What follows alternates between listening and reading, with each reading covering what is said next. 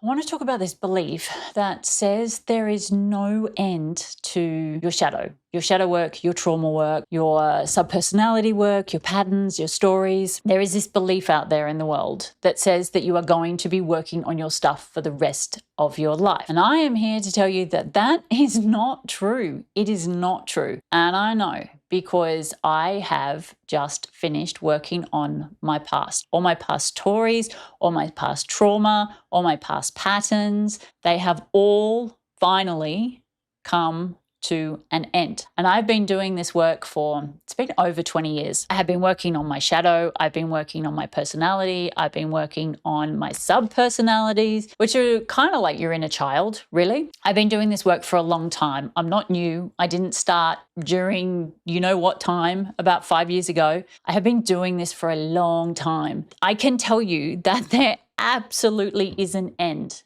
And I find it really hard every time I listen to someone speaking who is relatively new. They've kind of started in the last 5 to 6 years, who come out with this belief that says, oh, we're going to be working on our stuff for the rest of our lives. You are not. You are not going to be working on your stuff for the rest of your life. What happens is that you come to this point where you start working on things that come up as they come up. But there are no more flashbacks. There are no more triggers from your past where you sit and you go, oh, that came from this moment, and now you need to go back and clear that moment. It means that you get triggered because sometimes people are just assholes. It's a fact. You're allowed to get angry when someone is an asshole. You're allowed to get annoyed because someone treats you badly. That does not mean you're triggered. Does not mean you have a trigger from your past. It means that the person in front of you is being an asshole and you're annoyed about it. That does not mean you are triggered. It is perfectly fine. It also means that as you move about the day, especially if you have kids, your triggers, they just kind of don't exist. My daughter no longer triggers me. She's 10. She did for a long time, certainly in the beginning, for the first 5 to 6 years. I had to work on a lot of triggers that came up when she was younger. A lot of things where I was flashbacking to my childhood. A lot of patterns were coming up about my mum. I was parenting not similar to my mum because I was aware enough, but I could feel the energy of my mum wanting to come through. And because I had enough awareness around my shadow and my trauma and my feelings, I could put a stop to that and say, no, I am not playing out this pattern. And this is what happens when you work on your stuff, right? This is what happens when you work on your trauma and your shadows and your patterns and your stories and your sub-personalities and your inner child. You get to a point where things come up and you just go, no, I'm not working like that. That is not coming out today. But what the next level, so that's kind of when you're aware enough that you have stuff and you're working on your stuff and you are feeling it come up and you're stopping the trigger from being spewed out your mouth. But then there's the next level, and this is the next level that I'm really, really, really enjoying, is you don't get triggered by people. There's someone that we see one day a week, and this person has been a massive trigger for me. And so I have been actively going, right, okay, where is this coming from? What is it in me? Working through the different layers. And in fact, the last video I did shares almost the final part of my trauma that I have been sitting with, that I have been holding deep in my heart, that I have not been able to see, that I have not been able to deal with, that has consistently over the last, say, 6 months been triggered by this person or these people. But then the final part was what I experienced last week. And you can go back and watch that video. I will tag it in the description below. And it's very emotional. It is me in the raw of the moment of experiencing this massive, it's like my big trauma, right? It's the biggest trauma that I hold. And I found it and went through it. And then I heard, that's it. You've come to the end. There are no more triggers. There are no more stories. There are no more patterns. Anything that you're moving through now is a memory. It's not actually stuck in your system. My system has cleared itself of all of the traumas. I spoke about emotional imprints in a couple of videos ago. And the emotional imprint is where you have all these small moments of people where it's not big enough to leave a story or a pattern or a big trauma. It's this tiny little imprint that sits in your beingness. And I thought it'd take me freaking forever to clear all of those. But after a week or two of doing actively clearing what I do, using my own tools, my own techniques, doing my own process of clearing out these imprints, they're all gone. And so now what's happening is I went to this event and I was talking to everybody. I was social, I was engaged, nothing was triggering me, nothing was coming up. I was just like a normal human being. And I had two of them say, "Wow,